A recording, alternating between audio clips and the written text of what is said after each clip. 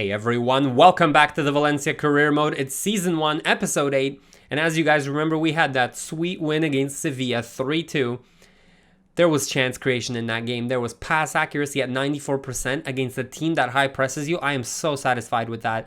And if you look at the possession heat map, we kept so much possession in their final third. It was so satisfying, and you can't keep possession for the whole game against Sevilla. They're going to have spells of possession because they're a possession team. But we did very well in the attacking third and decently well on defense. We did everything, really. You can see we took the ball away high up the pitch. We barely lost it in our half, even though they pressed us high. It was such a good performance. We were the better team in terms of chance creations, shots. Yeah, there was a lot of them blocked by Sevilla because they were defending valiantly, but we kept on pressuring them and we got the deserved 3-2 result. And there was a lot of good performances. I mean, Guedes hasn't been at the club for a long time, but he's already putting in decent performances. The passing was very good in this game. Vega and just everyone was pretty much not putting a foot wrong, even though we were getting pressured, even though there was a press. Musa has been really good the last few games, and he continued that form. Wiedemann, as always, doesn't put a foot wrong. 24 out of 24 passes completed. And Guillamon did excellent at recycling play and making sure that we were constantly threatening Sevilla. And this is what I want to see going forward, guys. All right, before we move on to the first game of the episode, we have to wrap up the transfer window, guys. We had a few offers here. One for Lato, I declined because we do need some sort of depth and cover for Gaia. And then we were taking offers for Guedes. So the first one was from PSV, a money plus player swap. I really wasn't interested, just wanted a flat fee. And then we got one from West Ham. And I decided to take the 55.4 million they offered. I know I usually do a player valuation calculation, and this probably should have been in the 80s. But to be fair, I transfer listed the player. I really don't fancy him, and I was willing to accept face value, which is what we got. You know what? It is what it is. 51 allocated by the board, and we'll be able to use that to good effect. I'm thinking maybe we buy one, maybe two players next season, but I really want to double down on the crop of players we have, and I want to bring in youth. Salinas first and foremost, but just in general, develop youth players, build this from the ground up, and I can't wait to get started on Salinas specifically. I mean, he's just such a peach of a player. I'm keeping him in there as long as possible, and I just can't wait to play with him, but I want him to develop as much in the youth team as possible. But yeah, we are going into the first game of the episode here, guys, against Atletico. A quick look at the table. We are 6th. After a few good results, we have climbed up the table, and if we can just continue this run of form, we are definitely going to get Europe this season, guys. And I believe in this squad, but this is going to be one tough game against Atletico at the Vicente Calderon. That is a cauldron if I ever seen one. And Atletico is just so good. I mean, they love to capitalize on your mistakes. They do press you, and it is evident. It was very difficult in the first game. It was a bit of a back and forth in the first game. And other than that, they do play a balanced system. They don't favor one over the other. You really did see them mix it up. And their formation is just one of a kind if you look at it. Like now they're rotating in Suarez even. So they used to play Lacazette. Now Suarez is coming in. It's going to be an interesting and a different dynamic, but he's getting in behind. You've got Joao Felix as a false 9 dropping into the midfield. He has a lot of technical ability, can make things happen. And then Griezmann fills in the gap there. That is a front three that is just terrifying. It's terrifying. And then you've got those supporting wingers, if you want to call it, just adding the width. They're coming back on defense, and it does resemble a back five when they defend. They're so disciplined, and then you've got those supporting midfielders. It's a really good formation. I enjoy playing this, especially how it plays out tactically, and I'm relishing this, but we definitely have to watch out for Joao Felix and Griezmann. They were very good in the first game. I identified them as the key threat, and nothing changes here. Their technical ability is what makes this Atletico team dangerous. So we're going to have to watch out for that. I'm going to go and try the 4-3-3 again. It worked against Real Madrid. This is another very tough away game against Atletico, and hopefully it works out. I'm going to sub in Marcos Antonio, try him out on the wing. Other than that, it stays largely the same, Boscagli and Guillamon at the back, and we're going to see if this can pay dividends for a second time.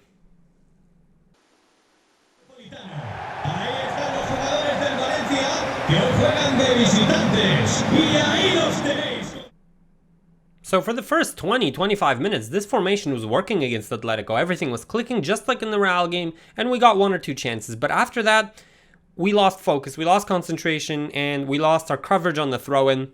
They move it around, and Felix ghosts in, gets a goal, it's 1-0. And that is just unfortunate because if only you just mark your guy off the throw and this goal doesn't happen. And after that, I mean, we tried to press Atletico, but they were playing through it with ease. The energy levels was down, the confidence was down, and we really couldn't get anything going. They were just passing through us, getting chance after chance. Griezmann with a really nice one. Silas had to make the save, and then corners started to become a problem. And just everything started to levine from there. They got a really nice through ball here. Silas had to make save after save. And then I mean, I didn't think we'd have this kind of a problem off a corner. I mean, guys, he's onside. Like, anyone want to get him? Felix ghosts into the far post. No one picks him up, and he gets it in. 2-0. Ah, man. Past demons from this tactic are showing themselves again.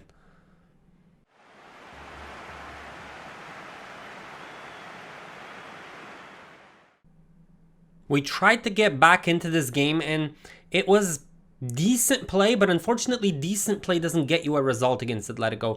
Their discipline on defense is just immense. You can see the back 5, one guy steps out and it's a blocked shot, and that was constant. We really couldn't get anything going, and then they pressured us and their press was working. Silasen, another diving save, it's ridiculous, and then they keep on coming, and Griezmann goes in, and another save from Silas, and this is just an onslaught. And when we did have some success, and we managed to get a few opportunities here, Atletico's defense pulled them through.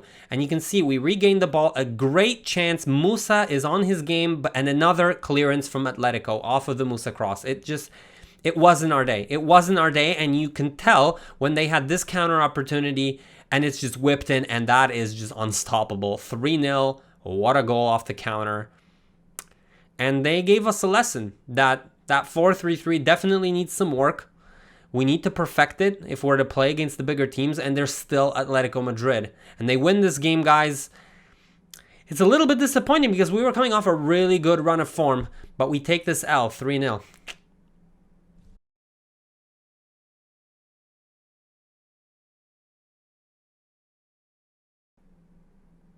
The story of this game was very simply that we just couldn't create any chances. Atletico Madrid's defense stifled us. That back 5, when they came back, was just too much to handle. They didn't create too many chances of their own. They capitalized on all of them. That's one thing. But for us not to create any chances is very disappointing. We had the possession in and around their third a little bit, but we really couldn't do anything with it. Atletico didn't allow us to. Even when in that second half we were a little bit more dominant, we just couldn't create a clear opportunity. I mean, it's a dry board for us. I've never seen this in this season so far, and it's very disappointing.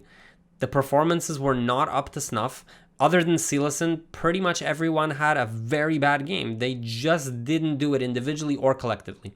And we definitely have to do better, but we have to put that in the rearview mirror and just take one game at a time here. Our next game is our first cup game in the Copa de Espana against Las Palmas. There's going to be a host of changes. I'm going to give all the youngsters a chance. I want to see who's really good and maybe underrated, who deserves a better chance in the first team. I'm going to give them all a chance. The only maybe starter is Guillamon and Boscagli. He's going to fill in at right CB, and Guillamon is going to do that playmaker role that usually Virman does, and we're going to roll with it and see what happens here.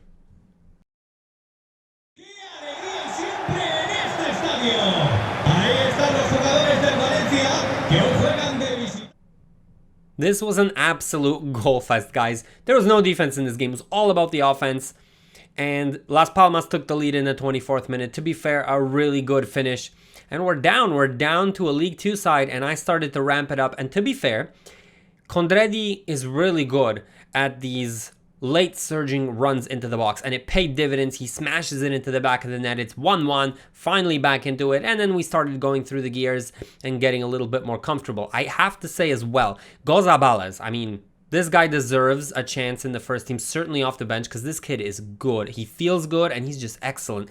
He gets onto the end of that and just finishes it emphatically. That was a great goal from him, and you'll see more of him in the second half, but first, late on in the first half, it was Las Palmas to equalize.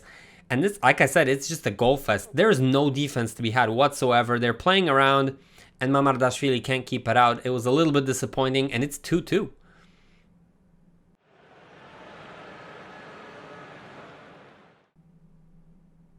And the second half, it was more of the same, guys. We had a really good play here right off the kickoff. A great through ball here, a cutback. Gonzalez goes in and puts it in with confidence, guys. And it's 3-2. But obviously, it wouldn't end there because Las Palmas had to score a goal, right? Yup. They put it into Jonathan Vieira again, and this guy does not make any mistakes. He puts it into the back of the net, guys. It's 3-3, and it went on to extra time here.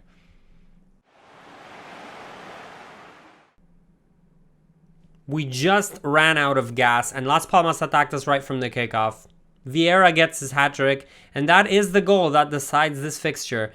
We lose 4-3, and we fall out of the cup. We couldn't even get one round. We disappoint the board and the fans. And I know this isn't my priority, but I feel like we could have done better, at least for the fans.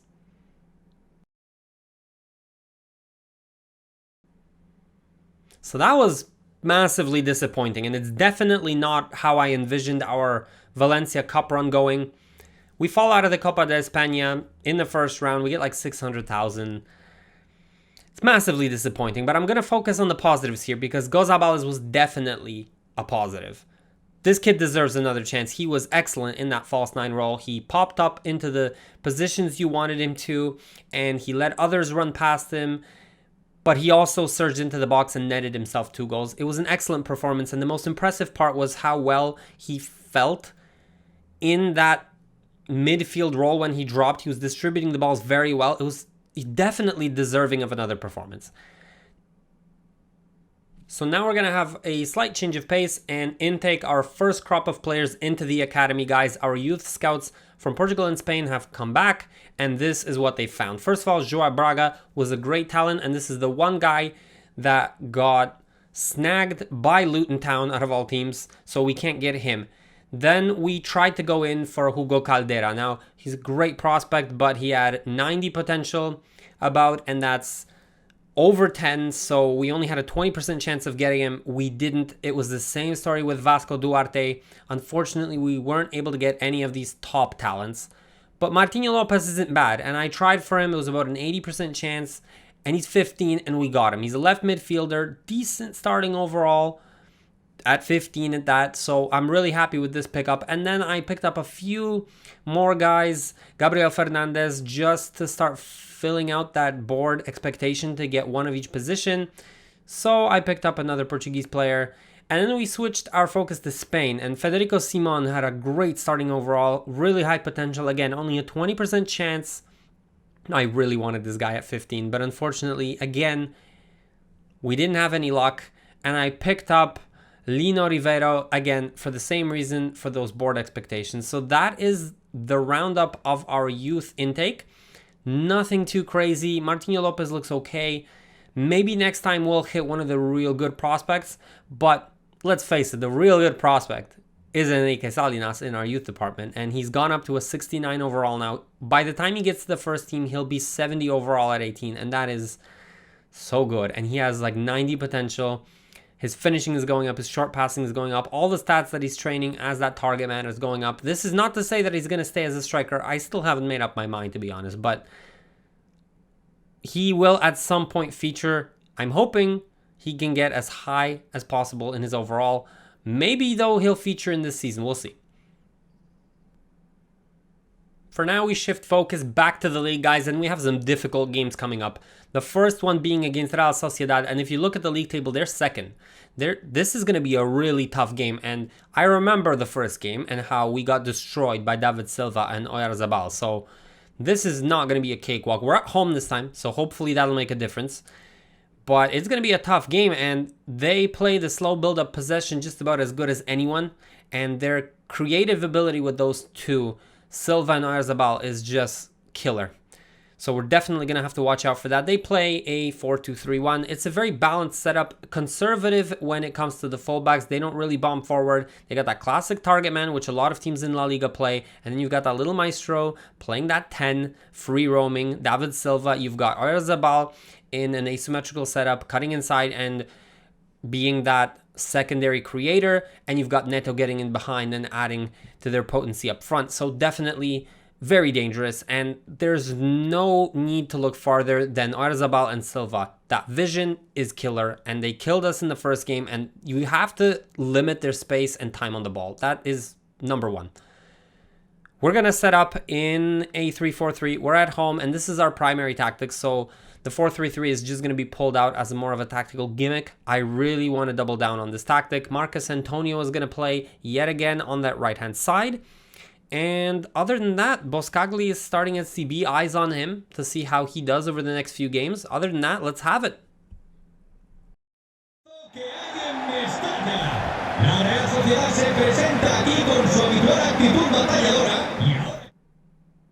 We started this game off on a really positive note. We were creating chances, we were dominant. There was a lot of overlapping fullback play. A cutback here for Guillamon nets him his first goal of the season. What a moment for Guillamon. So happy for him. And to be fair, we really were good for the first 15, maybe 20 minutes.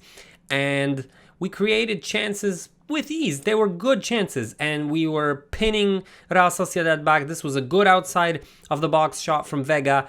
And then they started to get back into the game, and they picked up the ball outside the box, and Sorloth just puts it in the back of the net just viciously. What a shot from Sorloth. And it's 1-1, and all of the air out of the balloon got deflated, and they started attacking, and they had a really good chance here. Reflex save from Silason. What a save. And they kept on coming. And they pressured the ball well. They got it back here, and Sorloth was really active. Another save from Silason.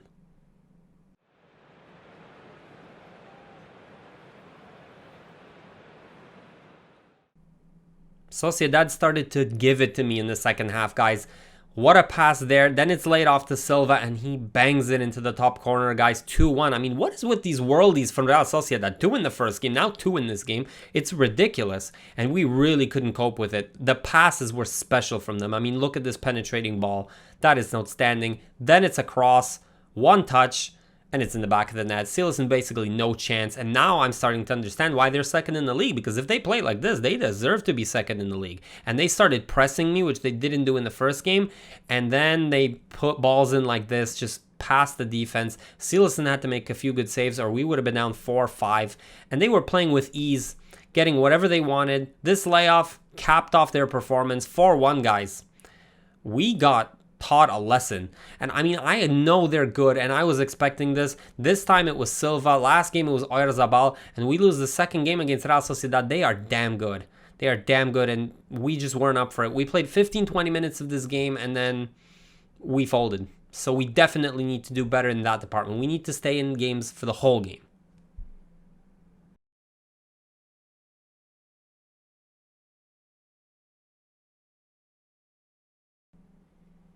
That was just simply not the performance I was looking for at all. I mean, first of all, we gave way too much space to players like Silva and Sorloth, and they got goals 1 and 2 very easily.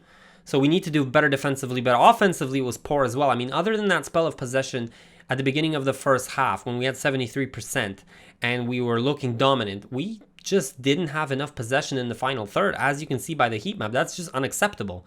And the chance creation wasn't there as well. It was very dry. A little bit better maybe than in the Atletico game, but just not good enough. And we deserved to lose 4-1. There was not a good performance out there, guys. The system was not working as intended, and we need to rectify it. We need to take it to the Alaves team, and we need to win this game. Now, they set up completely differently. It's a new game. It's a new challenge. And they draw back. This is the definition of like 2 banks of 4 sitting as deep as possible and countering you.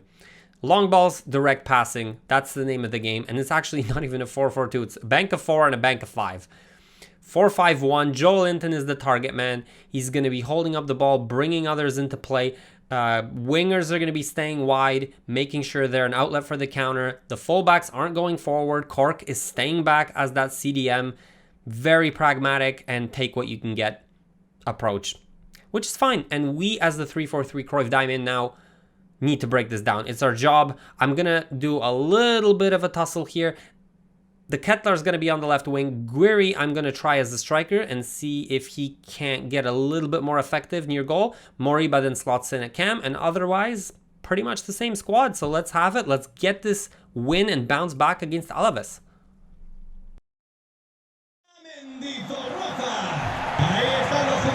Valencia Games against these so-called minnows can actually be very challenging, and Alaves played some good direct football. They got in behind my defense. Mamardashvili had to make a few good saves. It was pretty nervy for the first 15-20 minutes. They actually created some good chances. Joelinton crosses it here, and this could have been dealt with better by my defense, but slowly we got back into the game, and we created some okay chances here. We worked the ball into the box. Guedes gets it. Really good ball control, fashions himself a chance, saved by the goalkeeper. And off the resulting corner, we play it short this time. Moriba picks it outside of the box and just smashes it in. Great goal from Moriba, and we go into halftime 1-0 up.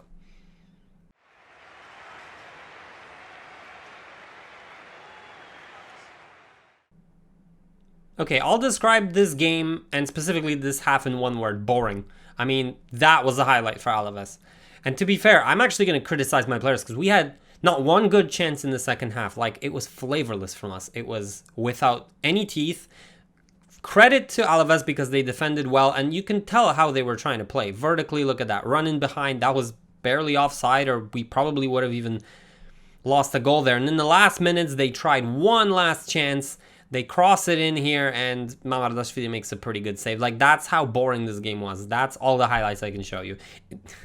Honestly, for the most part, I'm just disappointed the fact that we only won 1-0. We really didn't create anything. We've been having a real drought in terms of chance creation. People are just lethargic. They're not really doing anything. No movement. Definitely something needs to change. Our next game is Barcelona.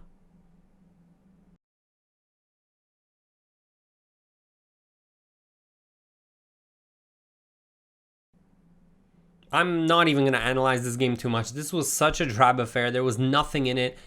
I'm glad we won 1-0, but we definitely need to do better at breaking teams down. And we certainly have to put in a better performance than we have been against Barcelona here, guys. This is a really important game for me because it's that classic tiki-taka team, right? It's where the Cruyff 3-4-3 diamond originated, and I want to beat this team, show that we're the better possession side. Because honestly, the way they set up, it's very similar to us, right? High line, possession football. They play a 4-3-3 with a false 9, very similar to our secondary tactic. Depay is that false 9 he's dropping.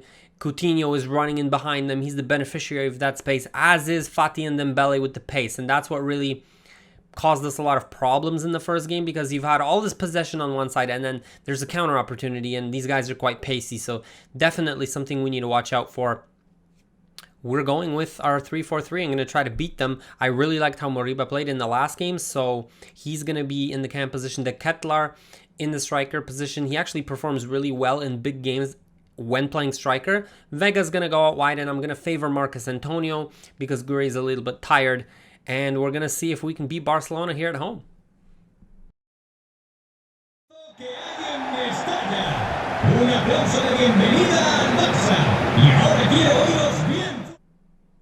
Guys, I'm pleased to announce that we were firing on all cylinders against Barcelona right from the kickoff. It was nasty. We were on top of them. The passing was crisp. I mean, look at this play. In for Moriba, and he slots it past Ter Stegen. 4th minute, 1-0. This is what I'm talking about, guys. And we put the pedal to the metal. We didn't let Barcelona breathe in the first half. It was that good from us. They defended decently well, but when they tried to get out on the counter, they couldn't. We recycled. We suffocated them. De Ketelaere was making good runs. Ter Stegen had to make a great save. And then off the corner, we continue the pressure. We put it in, and De Ketelaere, again, finds himself in space, and he puts it away. Guys, he is a big player. I'm telling you, when he's playing striker against big teams, he performs. He just does. We were dominating, and totally against the run of play. Completely. Barcelona gets one chance here. It's relatively easy, right? Nope. Because Silasson spills it. He spills it, and all of a sudden it's 2-1. Completely out of nothing. 2-1.